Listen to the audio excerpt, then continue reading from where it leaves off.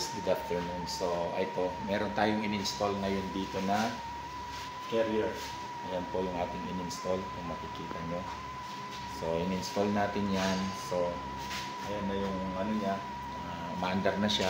So check lang natin dun sa labas. So dalawa po yung ini-install natin na yan. So yung pa yung isa binubuo pa lang. So so yun na po, maandar na siya. So kung makikita nyo yun, so inaayos na lang nila po para may ano natin din, para makikita ninyo kung ilan yung ano niya, pirahe, tsaka yung sa frio niya. So yan, habang inaayos pa nila. So nakapag-leak test na dyan, medyo nagmamadali lang tayo kasi pumasok na nga raw yung bagyo.